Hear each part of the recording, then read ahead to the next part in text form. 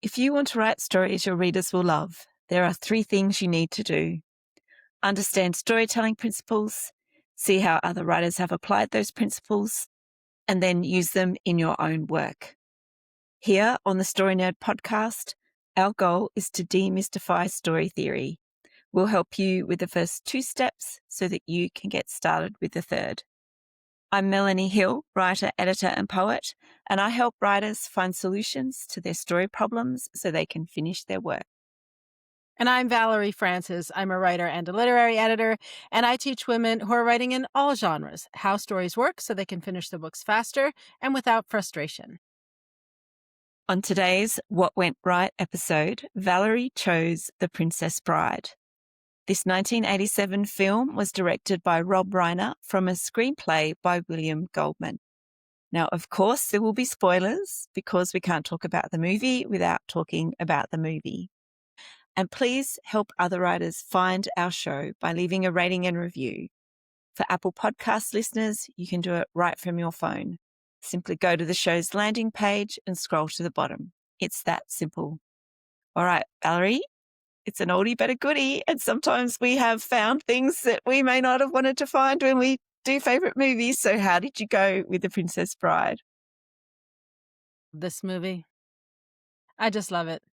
And all week I have been saying again, hello, my name is Inigo Montoya. You killed my father. Prepare to die. And saying, inconceivable. I mean, it's just so much fun to say those things. And watching this movie again for the, I don't know, 30th time, 50th time. I don't know how many times I've seen this movie. It was just as fun. It was just as entertaining. And I am going to love it no matter what I find. When I'm able to put it, because this is sort of a job hazard we have, right? We can read a book or watch a film that we really love if we've got our editor hat on and we're going to really dissect the thing. Sometimes we find warts and sometimes we don't. And it's okay. I don't think perfection is a fair standard. If it's a weakness in a plot or a character or just in the storytelling that you only notice when you are doing a deep dive at the level of craft and you don't notice it in the 50 times that you watched it previously, yeah, you're all good. Everything's good. It's all good. I mean, this is William Goldman. The chance of finding a weakness in the storytelling is slim. William Goldman on a bad day is still better than most people on their best day. That's what we're dealing with here. So listen, to be honest, The Princess Bride, what does it do right? Well, pretty much everything. The screenplay, like I said, was written by William Goldman and it's based on his novel. And, like when you're at that caliber of writer, like it's a safe bet that the story is going to work. And then you add Rob Reiner and his vision and an amazing cast. Like it is no wonder that this movie stood the test of time. Now, in saying that, when it was released, it flopped in theaters because the studio had no idea how to market the thing. So it was a marketing weakness, not a storytelling weakness. But listen, when you have a great story like this, somehow or other, it's going to find its audience. Pride and Prejudice wasn't a hit when it was released either. And it also found its audience over time. Like it's 212 years later, we're still talking about the thing. Okay. So like I said, when you study a film or a novel that you really love, there's a risk that you could find flaws. For some reason, Melanie, when I work with authors or I'm talking to authors and I say things like this, people become very defensive. I don't know why. I don't know why. I think it's perfectly fine for something to have a quote unquote flaw. I don't think that's a bad thing. And I don't think it needs to be received as a harsh criticism, merely as an awareness of, oh, we understand story at the level now that we see that now and we didn't see it before. Oh, that's kind of cool. Okay, so let me look at my notes here. Where am I? Because I could just talk and talk and talk. So, yeah, like I said, I don't think perfect is a fair standard. No story is ever going to be perfect. It's written by humans, and we are, by our very nature, imperfect. Now, we want to make the stories that we're writing the best that they can possibly be, which means we have to do our due diligence to make sure our plots are watertight as we can get them anyway, to make sure our characters are as well developed as we possibly can make them. Um, Sometimes though, there's like I said, there's warts, and we just decide that we're gonna love it, warts and all. Now, there is one area in the Princess Bride that is a bit like chewing on tinfoil for me, and that is the representation of the two female characters, Buttercup and Valerie. I love having a character, named after me, but why does she have to be the crone?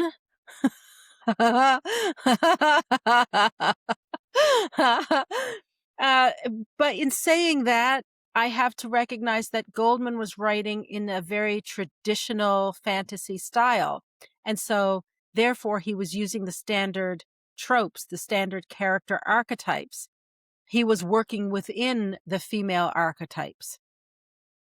Still, the feminist in me rebels against it. I mean, I really do wish that Buttercup would have jumped in and helped Wesley when the ROUSs were attacking him. And it kind of bothered me that she just stood there and said, "My Wesley will save me." Well, save yourself, lady. Come on, let's get moving.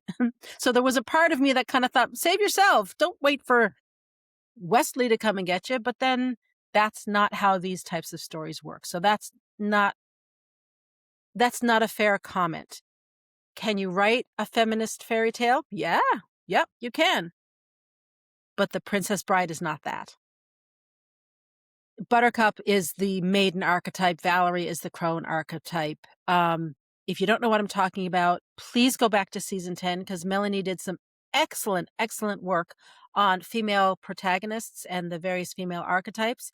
I really love the work you did that season, Melanie. And at the time I said we need to circle back and study it, I holds true to that. At some point, we got to circle back and study this in more detail because there's lots of work to be done there. All right, so let me get back to The Princess Bride here.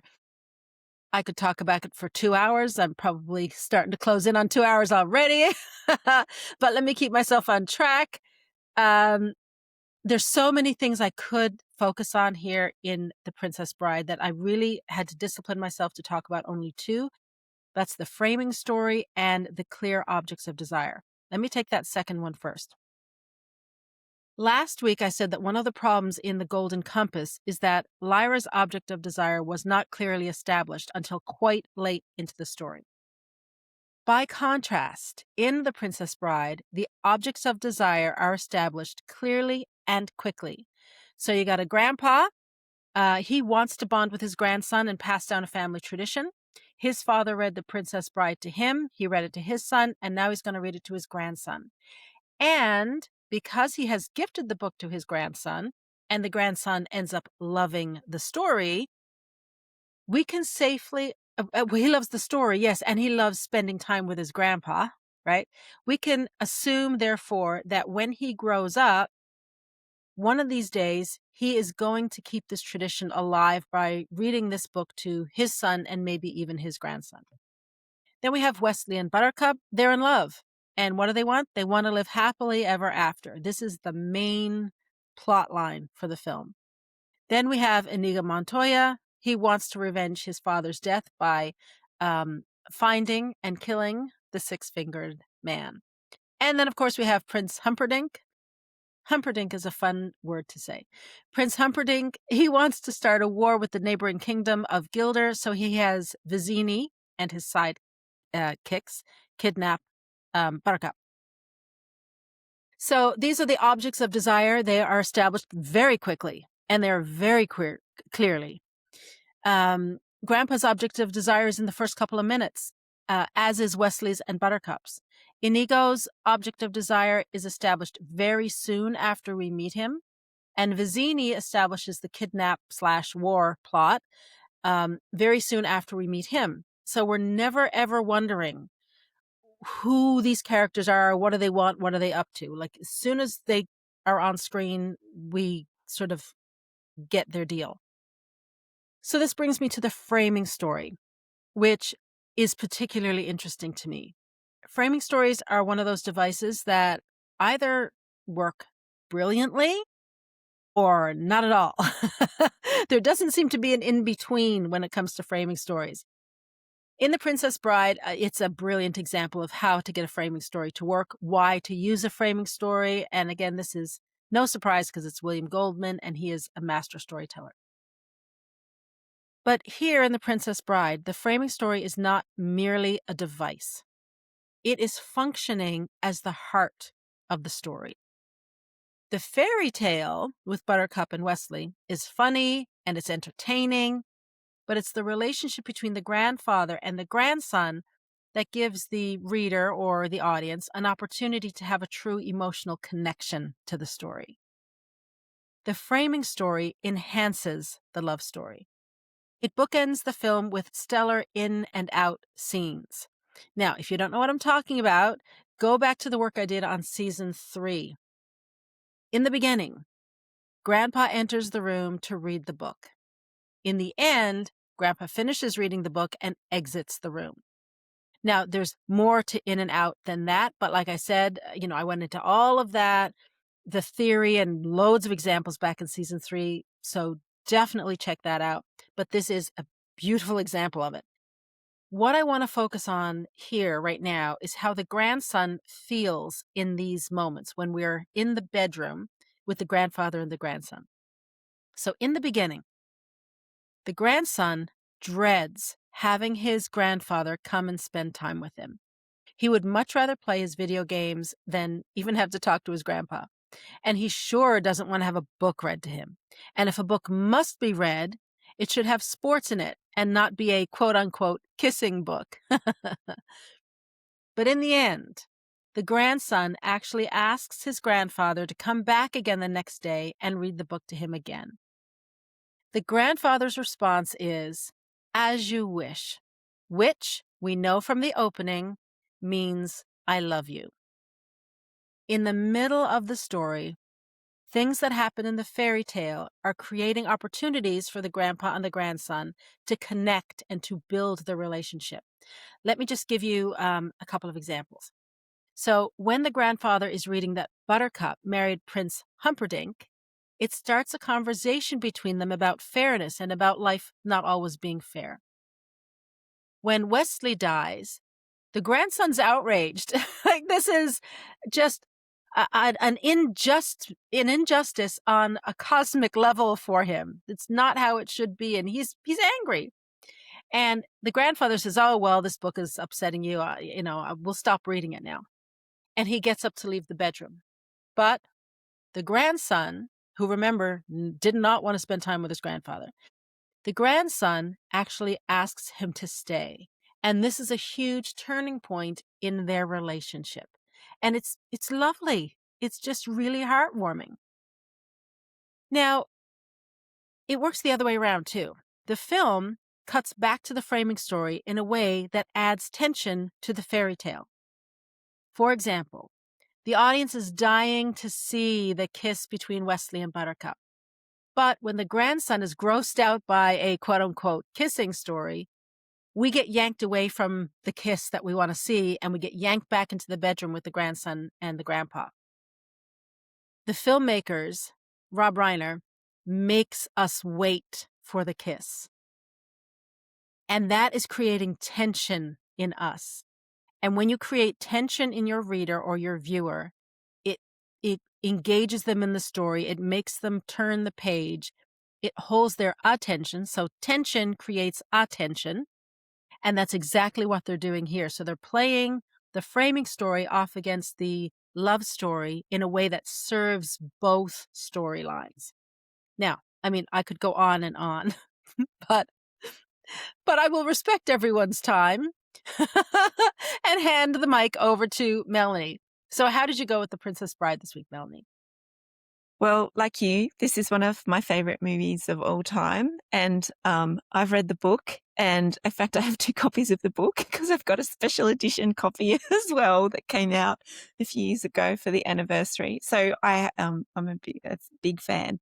And I was really nervous about analysing the movie because I didn't want to ruin it for myself. And there are parts of the movie that I do now see differently, but, and that's not always a bad thing, but I will keep them to myself. But like it's still one of my favorites, right? So this week I'm going to focus on the multi-plot aspects of the story because we've had a few interesting multi-plot stories on the podcast that did not work so well. And Nashville, I'm looking at you. I'm still traumatized by that movie, I think. And I'm going to lightly touch on some of the feminine and masculine story structures in the movie as well. Now, Valerie's already mentioned the objects of desire for the grandpa, Inigo, Prince Humperdinck, and Wesley and Buttercup. And I'm going to throw Fezzik in there too, because he's an interesting character in the structure of the movie. Now, the main protagonists appear to be Grandpa, Wesley, Buttercup, and Inigo. But I will talk about Fezzik and Prince Humperdinck a little bit later. Now, what multi-plot stories should do is organize themselves around a theme. And Goldman does this really well because most of the storylines are about love. There's romantic love, paternal love, familial love, found family, and no love. So romantic love is the central type of love represented by Wesley and Buttercup. Inigo's object of desire is driven by his love for his father and the grief he feels after his father is murdered by the six-fingered man. Fezzik, although it's not stated, responds to the band of brother bonds in his work for Vincini. And then also later with Wesley and Inigo. So there's very much this kind of family love that he, I think, searches for and looks for and actually creates in the movie. And it's interesting. That's what he does as a character in this story. And it's largely his relationship with the movie is largely representative of a very popular narrative at the moment, which is found family. Now, the antagonist to all types of love is Prince Humperdinck, and he has no love. So he is the force of antagonism for the Florin love stories. And Humperdinck doesn't have time for love because he wants to go to war with Gilda.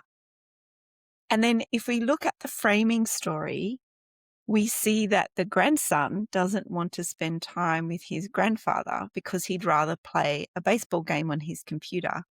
So there are echoes of Humperdinck in that relationship. But the love of the grandfather, or the love that he has for his grandson, and the growing appreciation that the grandson has towards his grandfather is all about familial love. And they grow, and that grows as they read the book together. So that's a really lovely representation of the theme of love throughout the movie.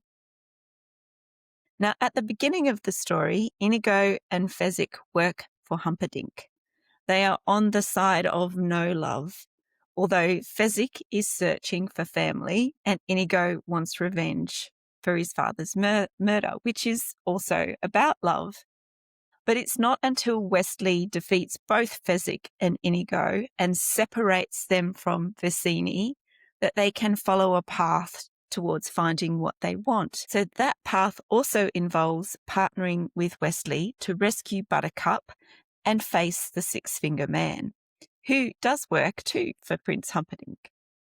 Now, from a plotting point of view, the threads of the multi-plot are contained within the story setting and they remain on theme. The cast has been created to provide Wesley, Buttercup, and Inigo with aligned antagonists. So what do I mean by this? Well, if you were to write down the three protagonists' name on one side of a sheet of paper and the antagonists of Humperdinck and the Six-Fingered Man on the other side, you will see that at any given time in the movie, you can draw a line from the protagonists from one of the protagonists to one of the antagonists. And that antagonist is directly stopping them from reaching their object of desire. So, for example, once Wesley is captured and taken to the pit of despair, he is then tortured by the Six-Fingered Man while Humperdinck is planning the wedding to Buttercup. For Inigo, the Six-Fingered Man is elusive and hidden by Humperdinck, although, not knowingly, I suppose. Buttercup is a pawn in Humperdinck's desire for war, and when she changes her mind, Humperdinck and the Six-Fingered Man keep her from Wesley.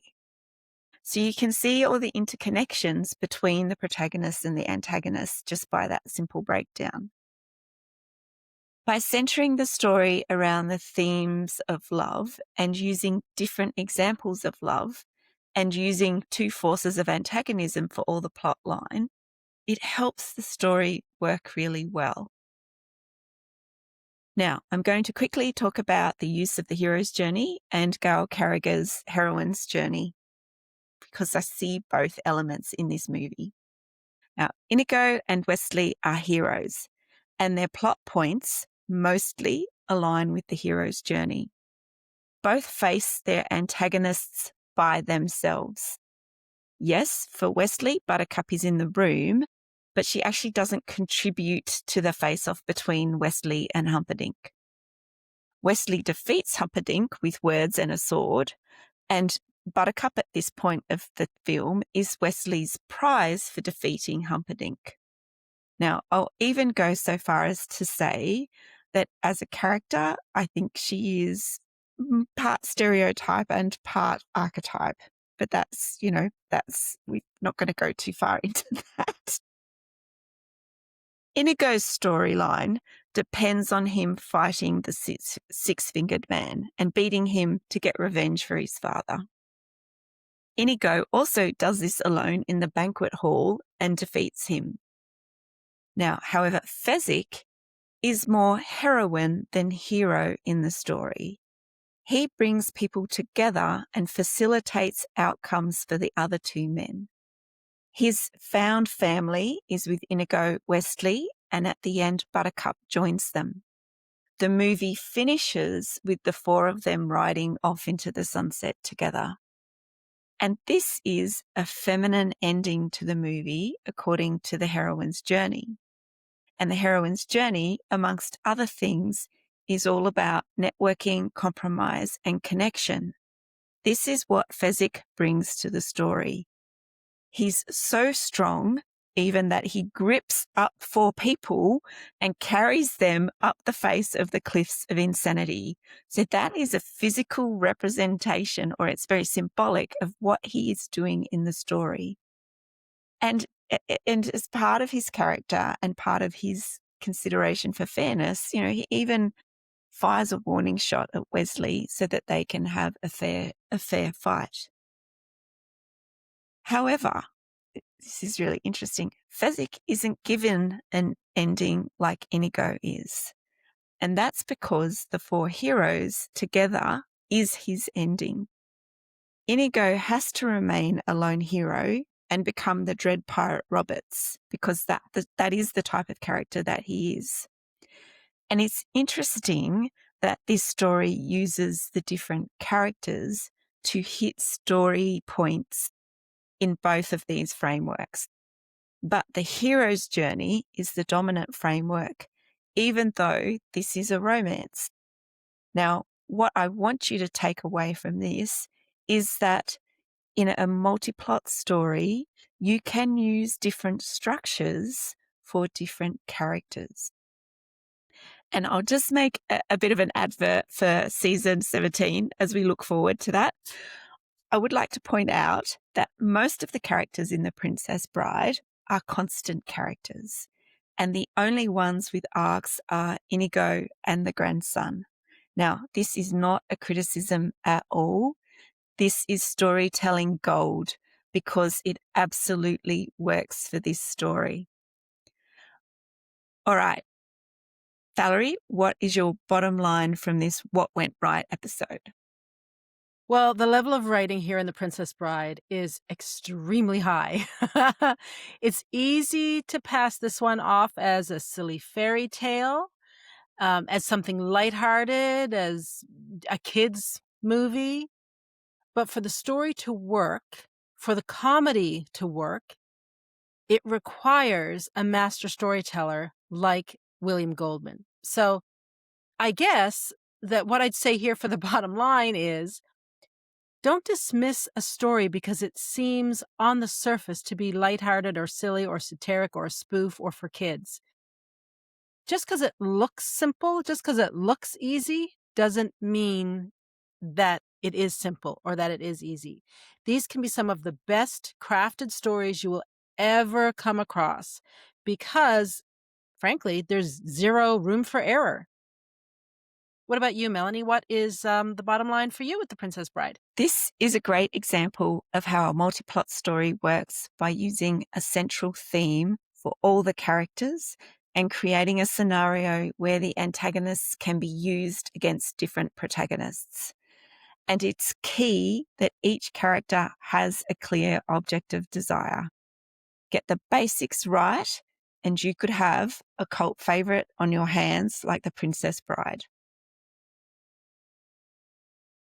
That wraps it up for this week and for this season. We would love to know what you think of this What Went Right episode. And of course, if there is a film that you would like us to take a look at, feel free to reach out to us via email or social media. Next week, we start season 17. So come join us as we discuss The Man Who Knew Too Much. To support the show, please leave us a rating and review and tell your writer friends about us. For more information about our online training, visit storynerd.ca/courses. To join my inner circle, go to valeriefrancis.ca/inner-circle. And for tips about books to help you read like a writer, visit Melanie at melaniehill.au. And remember, story theory doesn't have to be difficult. It's a tool to help you write more, not less. So take it one step at a time and have fun.